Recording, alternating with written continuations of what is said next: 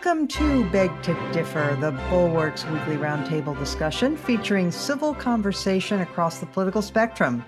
We range from center-left to center-right. I'm Mona Charan, syndicated columnist and policy editor at the Bulwark. I'm joined by two of our regulars, Bill Galston of the Brookings Institution and the Wall Street Journal, and Damon Linker of The Week. Linda Chavez is off this week. Sitting in for her is my Bulwark colleague, Amanda Carpenter. And our special guest this week is Jonathan Chait, columnist for New York Magazine.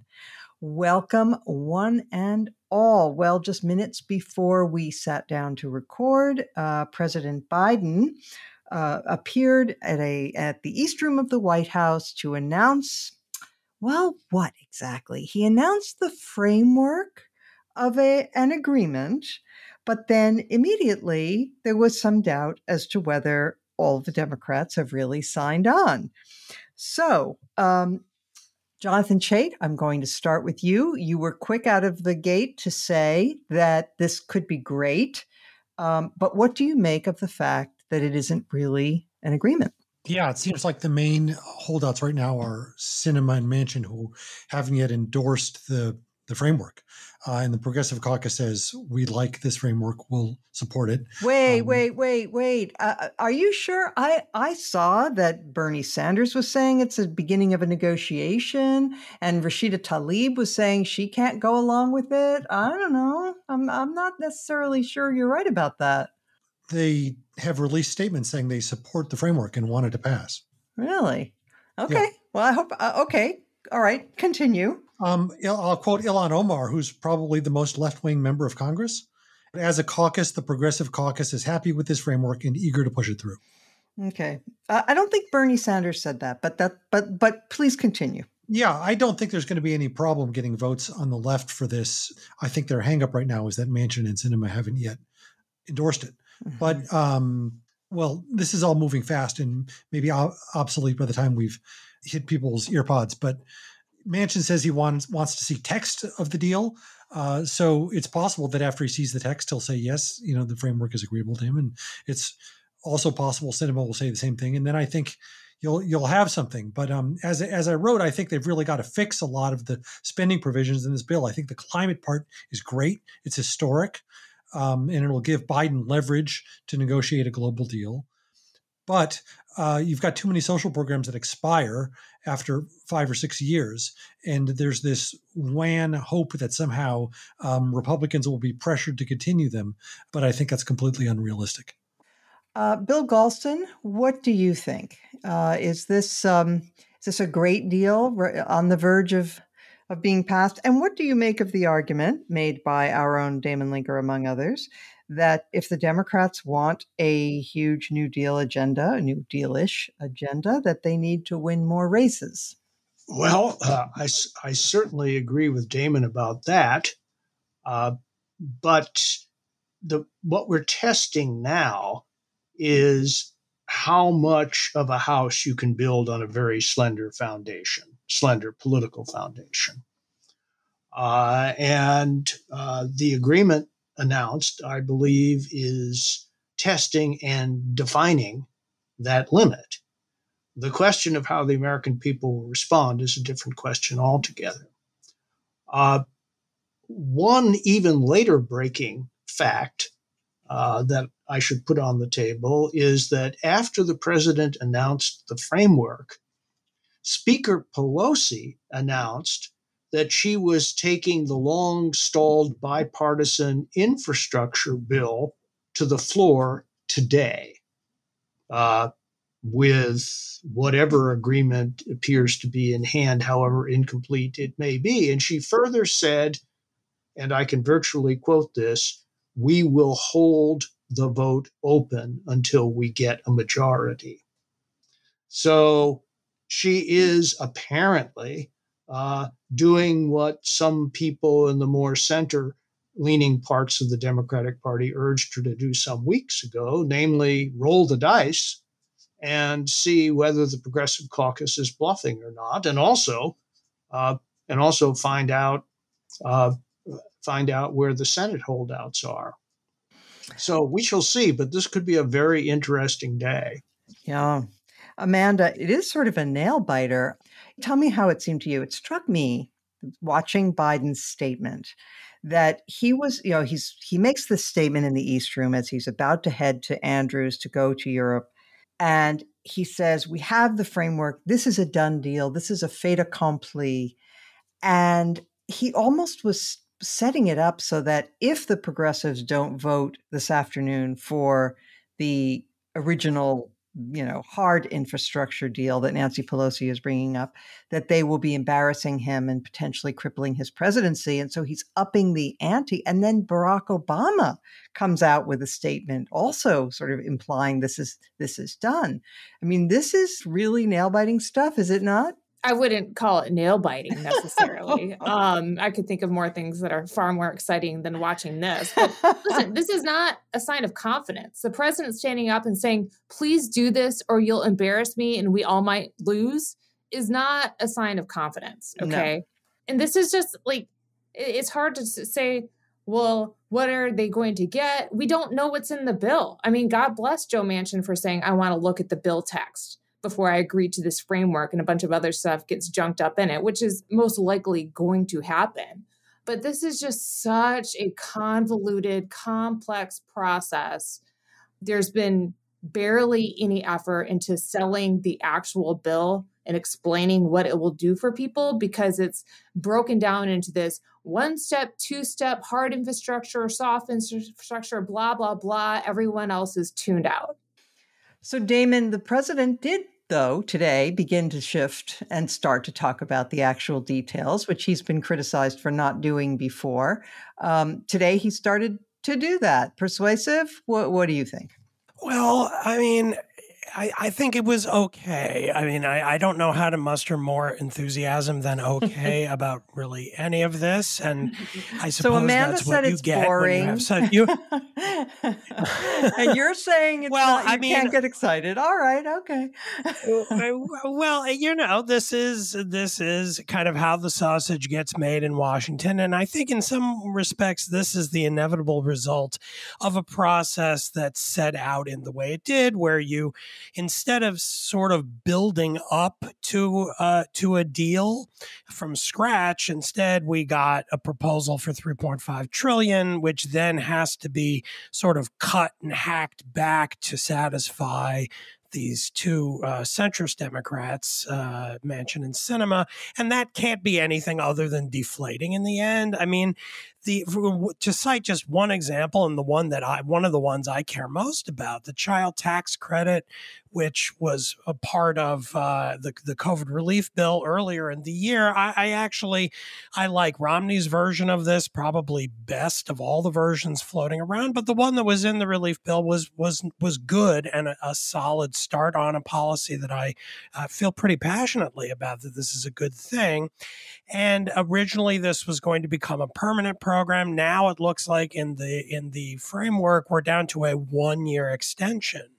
That is sort of emblematic of where we are overall, sort of grand sweeping statements on a huge number of policies that have, instead of, say, I think Matthew Iglesias has been very good at making the point that, if you were going to go this way, start big and then whittle down, it probably would have made more political and policy sense to pick maybe the 4 things that you really care about, fight for them, make them permanent, and jettison the rest. Instead, we jettisoned a lot of the progressives' most favored things, medical and family paid leave, a lot of the climate change related stuff to pivot us away from fossil fuels and so forth.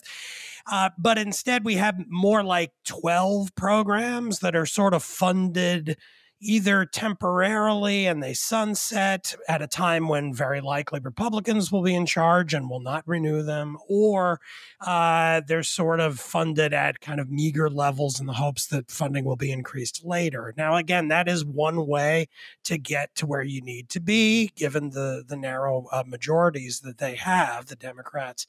but it does have the end result of sounding sort of meh, okay at the end, which is why in the end, when it gets passed, I don't think it's going to lead to a huge surge of support and boost in Biden's approval or the Democrats' prospects going into the next year and the midterms. But I don't think it'll probably hurt as much as it might have if it had been much bigger and more unwieldy and so forth. Can I just add one point to that? I mean, the idea that they started off big and are now in the position of cutting things that they say they care deeply about makes them look ineffective at the end of the day, even if they do pass trillions of dollars. I mean, they've already sort of stepped on and killed their own victory. Yeah. Bill Galston, a lot depends upon how this is going to be covered, right? I mean, if the emphasis is on all the things that they had to give up to get this agreement rather than all the things they achieved, it could look like a very Pyrrhic victory. Well, a couple of points on that, Mona. First of all, this debate between going big, long, and maybe even permanent on a few things versus doing less on a broader front has been raging inside the Democratic Party for weeks, but I always knew how it was going to get resolved. The policy logic points in favor of fewer, bigger, and longer, but the political logic pointed in exactly the other direction. And this, I think, was the inevitable result of putting together a coalition of people who share the label progressive, but who have different rank orders of passion, different degrees of passion for different parts of the agenda. And I think it took this painful negotiation to reveal people's actual preferences and the rank order of those preferences.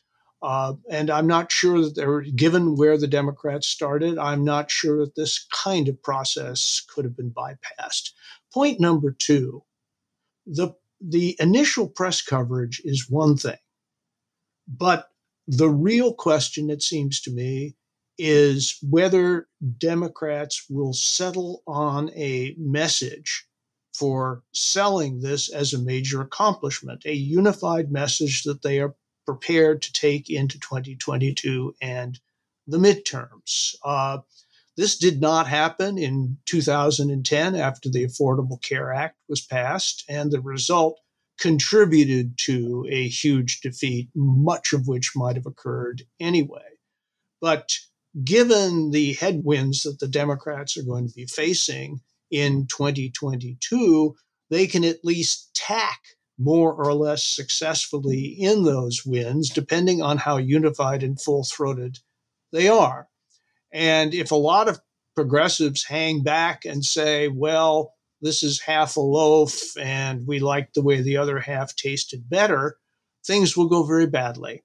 But if the party says to the country, we have done our best to redeem the promises that we made to you in 2020, despite the fact that not a single Republican supported this bill in either house. This is a major accomplishment, and the Democrats did it by themselves. That could have a real impact in marginal races. Jonathan Chait, this may be moot at this point, but I want to ask you, because you've written a lot about, in favor of the progressive side of the debate within the Democratic Party. And you've also written about the Republican Party and how it's an authoritarian cult at this point, and that because we have essentially a parliamentary system, you are constructively pro-Trump if you're not pro-Biden, or if you're not, hoping for the Democrats' success. Right. And so I want to ask you this. What do you make of the argument that, look, the Democrats, led by Joe Biden, have really only one job themselves? Their job is to govern in such a way that this current Republican Party cannot return to power.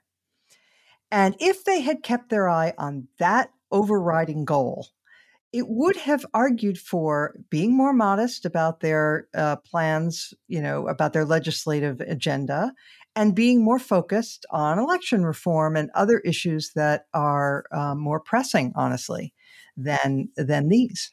Yeah, I'm glad you asked that. I think that's a pretty common misconception that's very particular to center-right people who have supported Biden. And I think the key point you're missing is that the Democratic Party has a mix of strengths and weaknesses with the electorate. A lot of its weaknesses are cultural identity, right? Issues with military, issues around race, issues around policing, but its strengths are on the economy.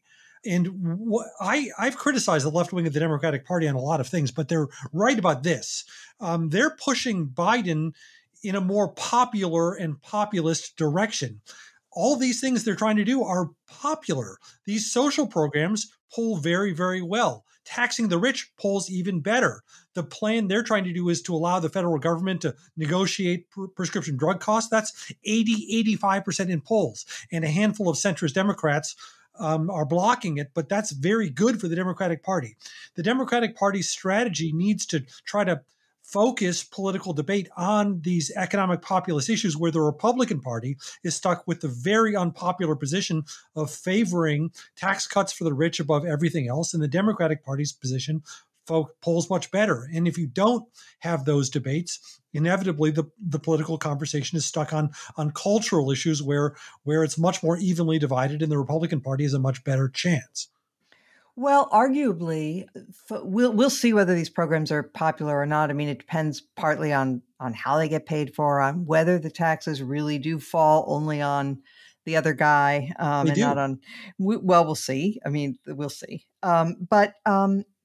So there's another argument, which is that voters are concerned about rising crime. They're concerned about rising prices, inflation, and immigration. And on all of those issues, the Democratic Party has been either AWOL because it's focused on these other things or arguably contributing to the problem. I would say on inflation in particular. You know, I think they had a trade-off when they passed their relief bill at the start of the Biden presidency, was how much stimulus did they want to put in the economy and how fast did they want to allow the economy to recover. They, I think, recognized that the mistake the Democratic Party made in 2009 was to put too little stimulus into the economy, to allow the economy to grow too slowly. Unemployment took years and years to get back to its pre-trend level. And that caused and helped fuel the political backlash that the Democratic Party dealt with, and was the major cause of the Republican backlash. So I think they correctly decided to solve that by putting enough stimulus into the economy to get unemployment and incomes back to trend. Now, that did help contribute to inflation in the short run, although I would argue that a much bigger problem is just simply the global problem of supply lines being stretched against recovering economy that's sort of just snapped back and forth like an elastic band and is just kind of struggling to handle that. But the expectations we have, and of course those expectations might be wrong, are that inflation will be relatively transitory and we'll be back to a full employment economy. And at that point, I think a lot of the benefits that we have from this approach are going to become real political benefits for the incumbent party. And the big one is, as of now, wages for wage employees at the bottom of the scale are rising faster than for people at the top. And that's a real inversion of modern history. And that can actually help the Democrats a lot if, as expected, this inflation works its way out of the system. Damon, Jonathan says that these policies are popular. And certainly when you poll people and say, should there be 12 weeks of paid leave? Should there be, federal help for elder care and preschool and free community college and so on? Of course, people are going to say yes. They like all those things, but that's before the Republicans have had their opportunity to say that this is going to raise your taxes, which, it may or may not, or make other cases against it. Also, I do get the feeling, and tell me how you feel about this, that for those middle of the road voters, those swing voters who some people say don't exist, the suburbanites, let's call them, they do still worry a little bit about excessive government and too much spending. And those are a key constituency for the Democrats in 2024 for sure, and certainly in some races in 2022. Yeah, I mean, I'm not going to, despite the beg to differ moniker, I'm not going to differ with Jonathan too strenuously on this. I mean, I know the polling, and I agree that the Democrats' biggest weakness is on cultural issues and everything wrapped up with culture war issues, which these days is a lot more of the public policy mix than it was, say, 20 years ago. And so, in the scheme of the available options, the Democrats are strongest on economic issues. And it is true that polling shows that a number of these policies are quite popular. And so it does make a kind of sense for the Democrats to really lead on that issue. On the other side, not so much in kind of the direction of rejecting that, so much as adding a bit of skepticism to it. We're really talking about here what will be the political consequence of adopting certain of these policies. And Mona, I think you're quite right that we're talking in a vacuum when a pollster is speaking to somebody on the phone about a policy. Let's be honest, that person probably has never heard of or thought about for 5 seconds and is briefly explained to them by the pollster, and they say, "Oh, yeah, that sounds good. Sure, I'm for that." When Republicans actually can get their hands on it and start framing it in terms of big government, less freedom, higher taxes inevitably coming down the pike because of this, that could change it. And then even aside from that, there is the disturbing fact that I know a lot of Democrats are somewhat nervous about. People have written about this. I think Eric Levitz has and others, that, the reality is the Democrats approved a hell of a lot of raw cash for people within this calendar year, like big chunks of money appearing like magic in your checking account. And the results for Biden's approval rating were effectively nothing. So I would say, what could be more popular than here's a bunch of free money appearing in your bank account where it didn't exist before? If that doesn't lead to a surge of support and enthusiasm, whether a policy enacted that comes into effect in 12 to 18 months and is sort of dispersed throughout the economy is really going to lead to better prospects electorally against Republicans in future races, hell if I know. So, that's why I guess I don't really have a great strong answer on it, so much as I guess we'll see. Yeah, no, that was interesting. All right, Amanda, Joe Biden is underwater, as everyone knows, in his approval, according to the 538 tracker. The approval is right now at about 43.6, disapproval at 51. But he is very popular among Democrats. He's still at 92% among Democrats. Where he has really lost ground is among independents. And, there are all kinds of independents. Most of them are not true independents. They lean one way or the other, but there are some who are true independents. And those are the valuable swing voters. And with them, he is really, he's down quite a lot, even though he won them in 2020. So do you think that's the thing that he should be focused on? Yeah, probably. But I think it gets to the broader problem is that people were looking at him to sort of right the ship. And I think a lot of this has to do with the economy. Obviously, the economy took a tank, after COVID. It was doing relatively well under Trump until that happened, largely because of his handling of it. And it seems like the big Democratic solution to these economic problems is just handing out free stuff left and right. I don't think that's something certainly right of center voters want, and probably not independents. Having a good economy that provides jobs and wages and opportunity is far better than these handouts of child tax credits, blah, blah, blah, that just magically appeared in the accounts, as was mentioned earlier. He's not getting credit for that because I'm not sure people consented to that. I keep hearing the Democrats saying, oh, this is popular, that's popular. Well, it's not paying off in the polls. It's not working. And so everyone is betting that if we do these things and do childcare, everyone wants it. Well, I can tell you, I'm a mother that isn't interested in that because I rearranged my life so that I'm not dropping my child off at an institutional daycare. I mean, other people do that. That's fine. That wasn't my choice. It's not going to help me. My life has already moved on from that. Universal pre-K. I sent my children to a church pre-K program. That wouldn't have helped me. It wouldn't have helped a lot of people. So there's a lot of assumptions going on of what women want that I don't think are necessarily true once you dig into it and whether or not it would really help people. Jonathan Chait, do you want to just answer the point about the existing largesse has not improved Biden's standing? How do you respond to that? I mean, you seem to be talking about two different things. By existing largesse, you're talking about the relief bill that they passed within a few weeks of him taking office. And yes, that was an extremely popular bill. And at the time that was passed, his approval ratings were extremely high. What you've had since then is a deterioration of his political standing that's coincided with the party fighting over a bill that they have the contours of which they haven't yet defined, right? So I don't think you can say that people disapprove of this bill or disapprove of what he's trying to pass because they're still at the stage of deciding what's going to be in the bill.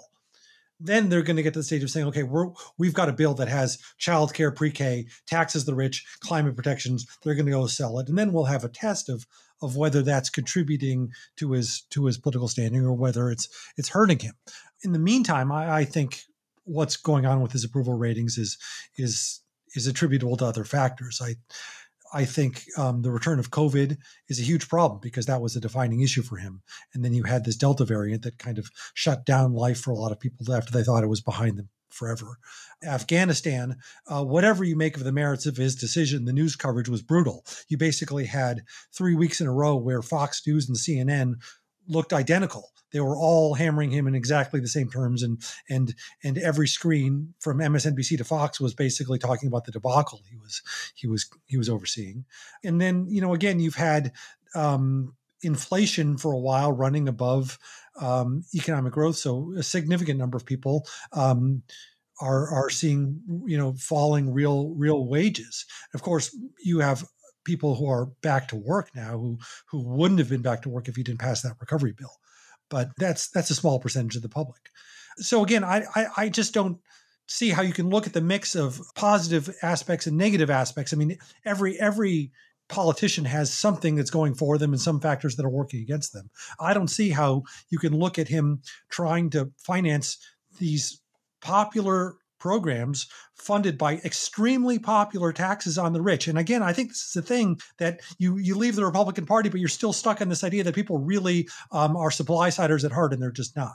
That's the problem he has. I just don't see any evidence. No, I readily concede that people always like to tax other people, and that's just a rule of life. Don't tax you, don't tax me, tax that man behind the tree. That's as old as politics. So yeah, sure, people always like to tax the rich and so on. But that doesn't mean not everybody. Like I don't like the idea of taxing people to go to programs that aren't likely to be be effective. Well, I'd rather billionaires keep their money. Okay. No, and it's true. I'll be the dissenter on this popularity contest. No, you're right. It's like the number one complaint the public has with the tax system is the rich don't pay their fair share, and that gets you about 70 to 80%, but 20 to 30% of the country is still a lot of people. Okay. Well, there are many other aspects of this. It's not so much being a supply sider as being a bit skeptical about the capacity of the state to do the things it sets out to do. But that's a bigger discussion for another time, not for this podcast. And, it doesn't mean that we shouldn't do anything. There are certain aspects of this legislation that I favor, but I just think they've bitten off too much, and they ought to be focused. For what it's worth, they ought to be focused narrowly on governing in such a way that the Republicans will not be able to come back to power for a while. Agreed. All right, let's turn now to cancel culture, because this is a topic that gets very heated, and some arguments have been floated quite recently. Ann Applebaum had a piece in The Atlantic that got a lot of pushback. People said, well, this is a moral panic, some people argued. Some people on the left said it's mere moral panic. There really isn't a problem with cancel culture on the left. So I would like to begin with Damon, because Damon, you had a piece this week about why wokeness drives you up the wall. And so let's start with Dorian Abbott. So this is a climate scientist scheduled to give a prestigious lecture at MIT. This was canceled by MIT because he had written a piece with another professor arguing against the existing affirmative action policies that universities use. By the way, his proposal was to eliminate all kinds of things, not just admissions based on ethnic group, but he also wanted to eliminate admissions based on legacy or athletic ability and so on. Anyway, this was considered so outside the bounds of reasonable discussion that he was considered a pariah and he was not be allowed to give a talk on climate at MIT. And that's just one of the most recent. So tell us why it drives you up the wall, Damon. Well, I mean, I've written a number of pieces about this subject and aspects of it over the last few years, and I was sort of looking for a way to enter the conversation in a way that didn't just lead me to repeat myself and say things I've said before. And so I did this kind of personal angle on, why it drives me crazy.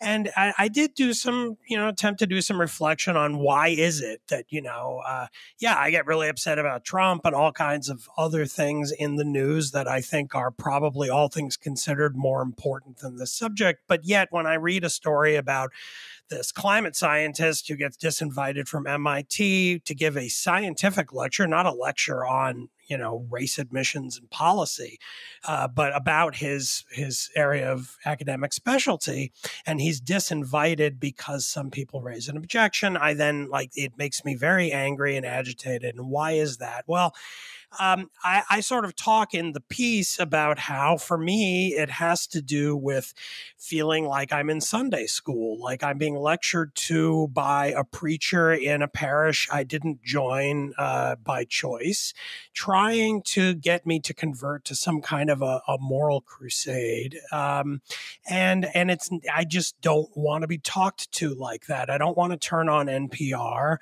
to bring up another of the recent cancel controversies. Dave Chappelle, the comedian who has a Netflix special that has really enraged transgender activists. And by the way, it was entirely intentional that it would do this. It's actually one of the threads in the special that is what's going to happen. And they played, right down the line exactly as he intended them to, and have tried to get the special dumped. Now, I have no special attachment to Dave Chappelle. He's not my favorite comedian. I laughed a little bit in that special watching it, but not the most than I usually do. He's also incredibly rich and very powerful, and he will be perfectly fine. His career is not going to be ended by any of this. In fact, I'm sure the ratings for the special were far higher because of the controversy. And yet I go into my car to pick up my daughter from her dance class. I turn on NPR, and there's a trans activist on the radio explaining to me why this special is very bad and evil, and I should not like it, and Netflix should be ashamed that it's running it. And there's no kind of contrary view presented. It's just sort of laid out there for the listener as the simple truth. And again, it makes me feel like I've sort of ended up in a kind of a Puritan revival meeting or something. I think I've crossed religious traditions with that image. But in any case, I sort of talk in the piece about how it's not just the kind of lecturing and kind of moral tone of it. It also has to do with a particular kind of morality. What we're dealing with cancel culture, it's not the cancellation itself that is the problem. All cultures cancel things. I would have no objection to a company firing an employee who turned out to be a passionate Nazi or a child molester or all kinds of other things that we all would consider beyond the pale. The difference is that what we have here are certain kinds of left-wing cultural activists who are appointing themselves the people who are going to be in charge of moving those lines of where we draw the line, what we consider cancelable behavior and thought and speech. And it's that effort it's a kind of the word democracy is always thrown around, but it is very sort of culturally authoritarian to have a small group of activists say, I get to decide what is morally right or wrong. And if you don't follow me, I'm going to morally shame you. I'm going to try to get you fired.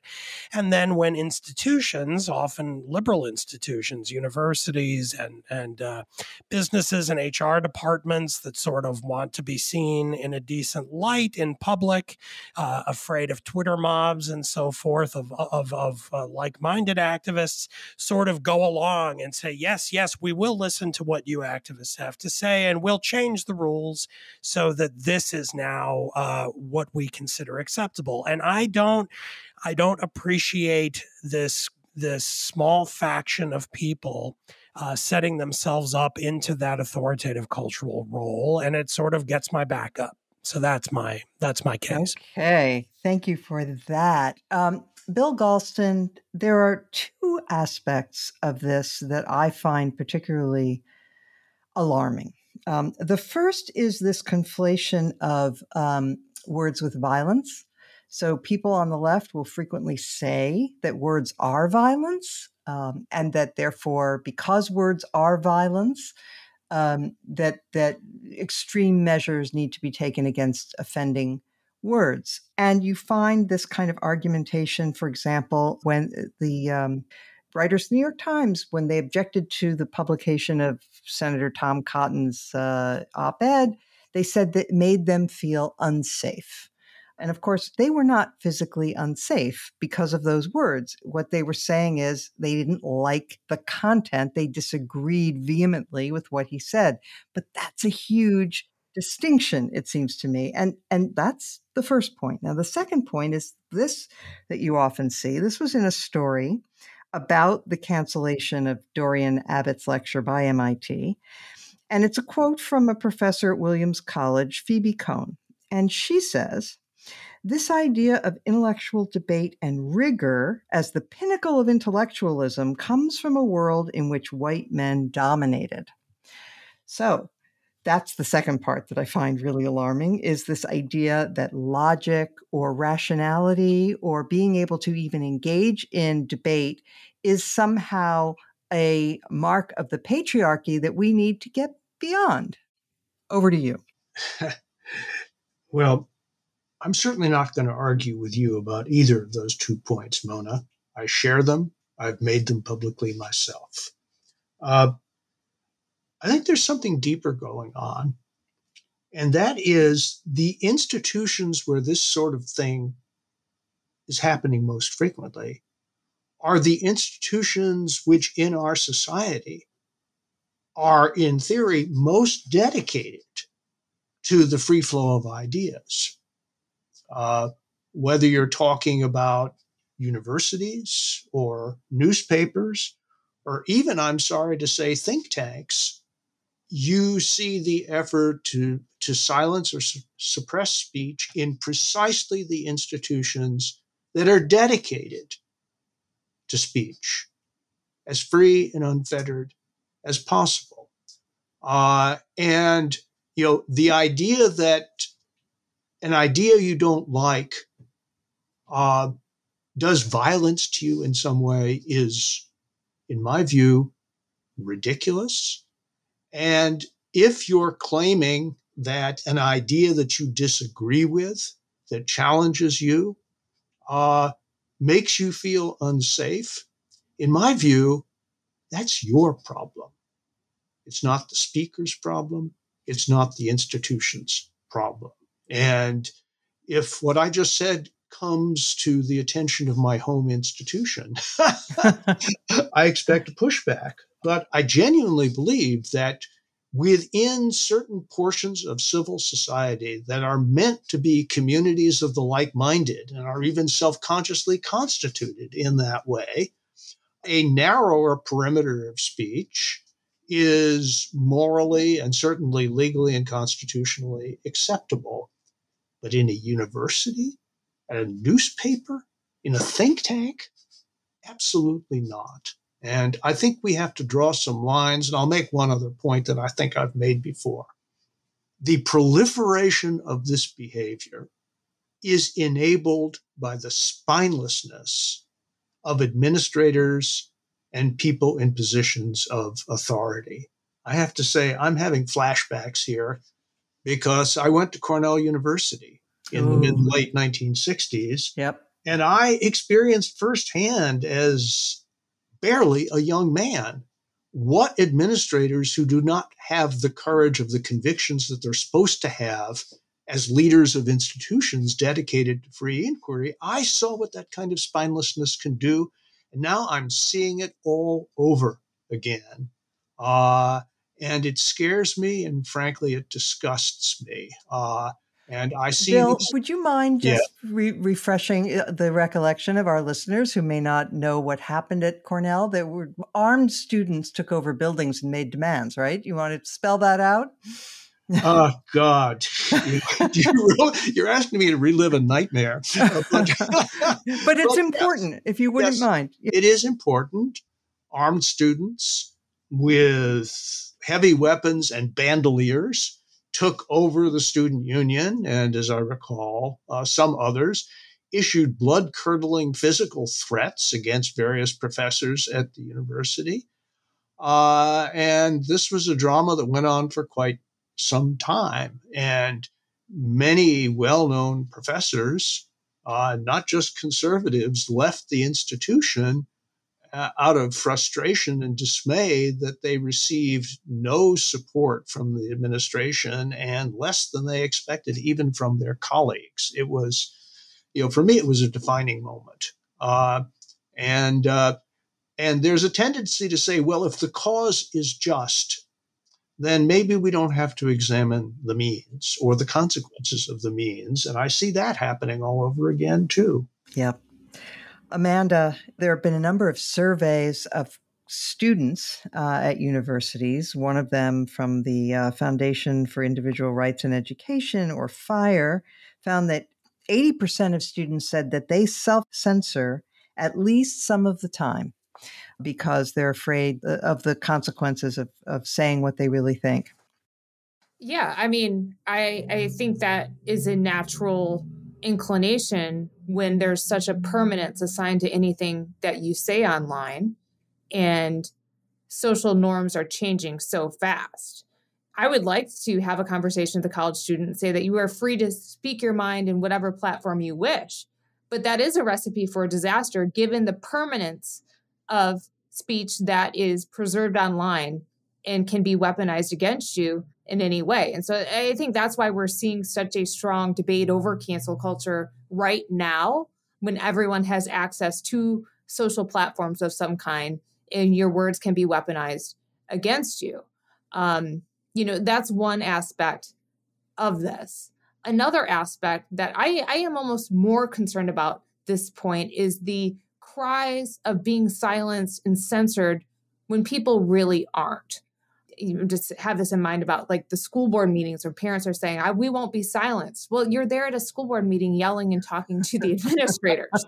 And I see this constant trend on the right to convince people that they are victims. They are being censored. They are being silenced in a way to channel political anger for other uses. Yep. And so there are, two sides to this coin, but cancel culture is always a question about who gets to speak and control what spaces. And this is just part of a long-standing debate. I think that was largely confined to academia that has spilled out all over our culture because of social media. Right. For a long time, this kind of thing was going on in academia, and people said, well, it's just in academia. Once those kids come to the real world, they'll recognize that that's not how we do things. But of course, I will add one thing that I meant to say to Bill's point about the role of institutions. There's a huge problem when, say, a college invites someone to speak, and then there's a revolt, and then they abandon that speaker. At some point, the platforms, whether it is a university, whether it is a newspaper, whether it is a television channel, you do have a responsibility for the people you platform. And once you decide to platform them, you should be prepared to defend them unless there's some kind of gross mistake made. Right. Okay, Jonathan Chait, I want to read to you from the statement that was posted by a young writer named Alexandra Duncan. She had written a young adult fiction book, and she is white, and one of her characters that she presumed to speak in the character of a Black woman of Gullah Geechee heritage. And this provoked outrage. And so she has pulled the book. But I want to just read some of the apology that she posted. She says, "This past Saturday, the cover reveal for my book, Ember Days, went up along with a description of the plot. Following that, author colleagues reached out to me to express concern that the premise of the book, which included chapters from the point of view of a character of Gullah Geechee heritage, was harmful.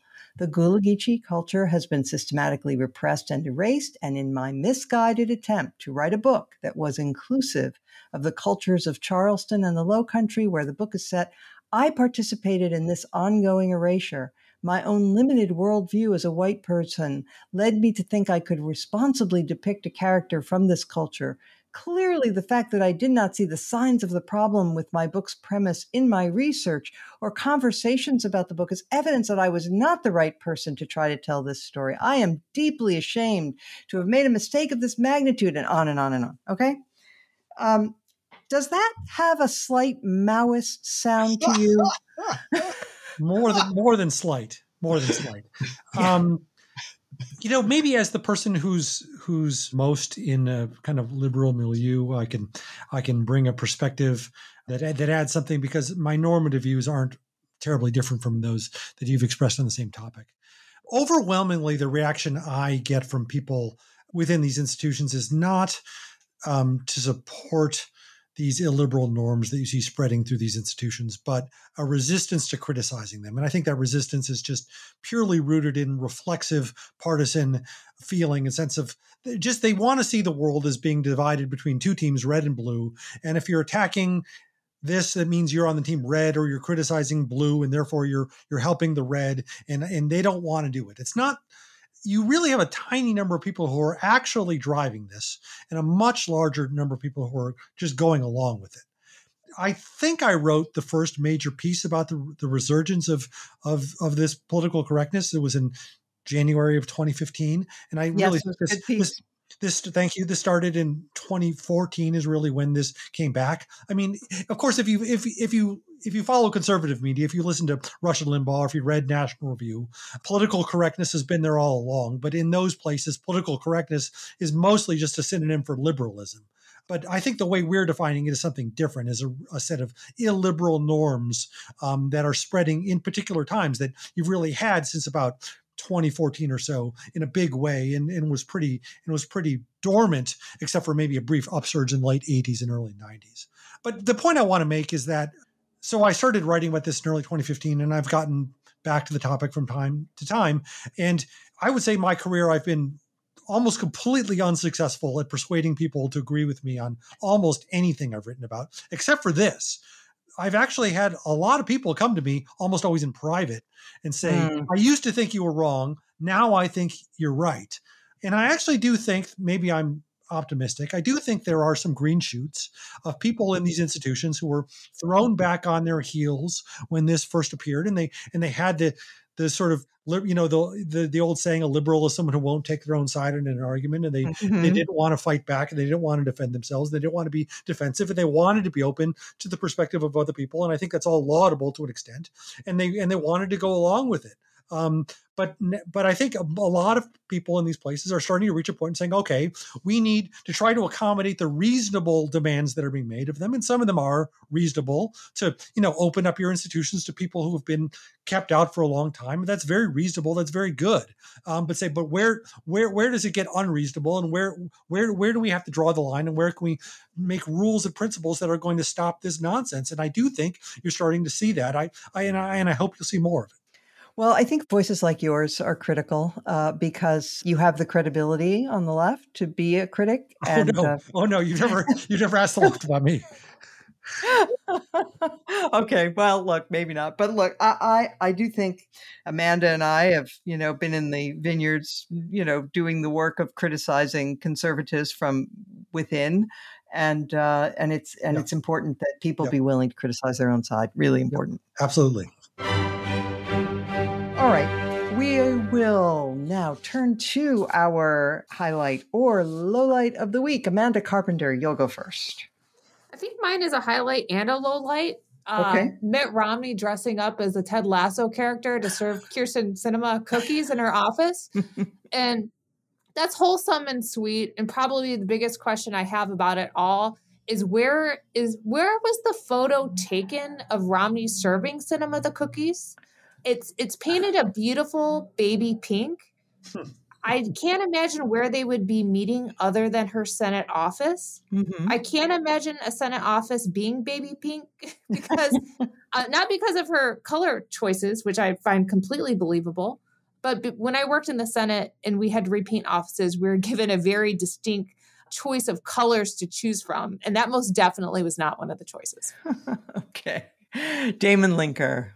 Well, for my choice, I'm going to say what I suspect will be the only words on this particular episode of the podcast about foreign policy. I mean, if Amanda or Mona or Bill or Jonathan chime in with something else, I'm sorry I stepped on your toes and assumed that. But we haven't talked about foreign policy at all, and I want to highlight, I think, a very good op-ed in the Wall Street Journal, published, I believe, today, titled The Fight for Taiwan Could Come Soon by Elbridge Colby.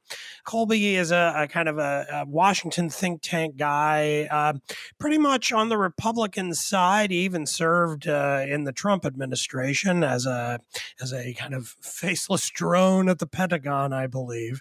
But he's a very smart guy, and I want to highlight this op-ed in particular because on the podcast, I think sometimes because I was a pretty severe critic of the Iraq War and was in favor of the Afghanistan withdrawal and some other things in foreign policy that sometimes placed me a little bit on the offsides of the Bulwark and some other center-right institutions.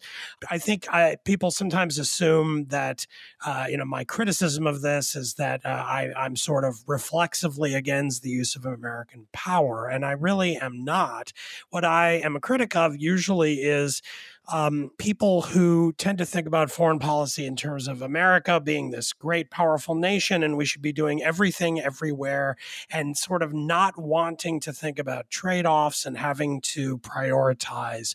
And what Colby is, I think, very good at is talking about the China threat in a way that acknowledges that first of all, this is a real threat, and a very important one, but that facing it squarely is going to require rethinking priorities. So I want to read one brief paragraph from this to explain why I think this is a worthwhile op-ed. Quote, averting war against a superpower, China, will require being ruthless about American priorities, though. Holding the line in Asia will mean the U.S. military will have to stop doing almost everything else other than nuclear deterrence and counterterrorism. The U.S. military will have to scale down in the Middle East, Africa, Latin America, and even Europe. America had a chance to make a more evolutionary and balanced shift to Asia, but we blew it. Now we need to focus, even if it means the military must effectively drop everything else. Now, again, you can disagree with that, and I'm all in favor of debating whether he's correct about that, but I do champion and cheer on the way of thinking about it, which is, okay, if you disagree with it, then exactly where are you going to shift the balance in a kind of zero-sum universe where we can't be everything to everyone in every place on the planet? It sounds eminently reasonable. There are no choices, only trade-offs, right? Exactly. Okay, Bill Galston. Well, as it turns out, Damon is not the only person with a foreign policy, highlight or lowlight. Which is it? First of all, I want to second his recommendation of Elbridge Colby's work. I just finished his book, which is called the strategy of denial, which is a very rigorous, grand strategy pointing to a conclusion with which I emphatically agree and which I have written about repeatedly in recent weeks, namely how vital the defense of Taiwan is to the United States and its allies throughout the Indo-Pacific. I don't think it's too much of a stretch to say that the forcible Chinese takeover of Taiwan would call into question all of the arrangements and alliances that we have forged in that region over the past 3 or 4 decades.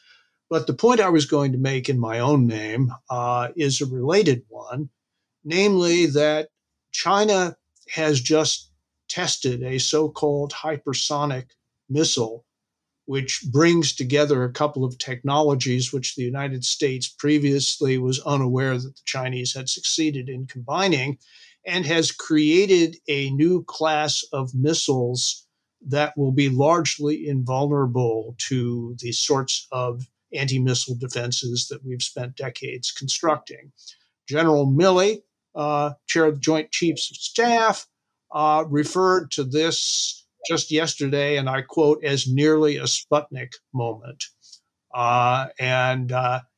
This gives, I think, added urgency to the new defense strategy that the Department of Defense is taking its time releasing. I hope it's released and that we get to work on it with as little delay as possible. Bill, just on this subject, quick question. Did you think that President Biden's comments about Taiwan were ill-advised or well-advised then, where he basically said, yes, we would defend Taiwan? Well, it was clearly ill-advised to refer to it as settled policy when the reverse is the case, right? And that did not convey an impression of competence or mastery. On the other hand, and I'm not sure that I would go so far as the president of the Council on Foreign Relations, Richard Haass, who has recommended recently abandoning the strategy of strategic ambiguity and replacing it with one of strategic clarity. But if the president was signaling that he's going to lean forward on the defense of Taiwan and at a minimum give the Taiwanese everything they need to mount what is called a porcupine defense, where, approaching Taiwan with hostile intent becomes a very painful process for the aggressor, then I think the signal was useful. But clearly, the White House didn't think that was the president's finest hour, and they cleaned up his comments hastily. But I think it's I think it was a classic Washington gaffe where a politician inadvertently tells the truth, and I hope that's what happened. Well, and arguably the great danger in making these gaffes, it goes the other way. The situations where we convey weakness or that we're okay with an invasion or whatever. I mean, there have been many examples in history where that's happened. Most recently with Saddam and Kuwait, where our ambassador supposedly, April Glaspie, supposedly said that we didn't really have any concerns about Kuwait, and then Saddam's tanks rolled in. The most famous example of that, although historians debate it, is a speech by Dean Acheson, yes, Secretary of State, that excluded South Korea from the American defense perimeter, strengthening Kim Il-sung's argument to Stalin that Stalin ought to support a North Korean invasion of the South. Right. Okay, Jonathan Chait. Yeah, I was going to pick a worst thing because that seems more fun. There's so many more things to pick from. It's so true. Ron DeSantis appeared last week at an anti-vax rally with his Surgeon General Joseph Ladapo, who explained to the audience that they should be very skeptical of the vaccine because people are being forced to put something in their bodies that we don't know all there is to know about yet. And And he goes on in that vein, but then he utters this line, which I think is really pretty remarkable. People need to stick with their intuition and their sensibilities, he says, rather than listen to what the scientists are telling them, which is just such a remarkable statement for the top medical professional in the state to utter, because it just goes against the entire scientific method that has been the dominant ethos of medicine for more than a century. I mean, it's the Enlightenment, basically. Right. I mean, people were following their intuitions that when they felt sick, they probably had some bad blood and some leeches would get the bad blood out. Yes. And then they feel better. That was a totally intuitive idea for a long time, but then they had to test it and they realized, no, it's completely wrong. So we're going back to intuition and feelings as the basis for these medical decisions. Because, and again, this is not a surprise. He was a critic of the vaccine. He was selected by DeSantis for that reason. And now he's just going out and making these bonkers claims. So that I think deserves some notice. You know, I think that Beg to Differ really should take a stand against night air, the dangers of night air. Yep. Miasma. Yes. All right. I would like to draw attention to a piece by Judith Sholowitz, who writes for the New York Times. She's written for The Atlantic. Very interesting writer. Covers cultural issues. It was in last Sunday's paper. It's called "Does Co-Housing Provide a Path to Happiness for Modern Parents?" And she visits this co-housing situation, which is not a commune. This is not a situation where people are exchanging sexual partners or anything along those lines. It's families, but they do come together for a bit of communal support and living, including one big kitchen and so on, communal areas, communal chores, and so forth. And they're doing it in cities as well as out in the countryside, which was the more usual place for these kind of communities. And it seems to be a response, a creative and interesting response, I would say, to one of the crises of our modern era, which is that of isolation and loneliness and the difficulties that people are having with fraying families. So I thought it was a very interesting piece. I don't know whether it will work, but it's worth thinking about. Again, does co-housing provide a path to happiness for modern parents?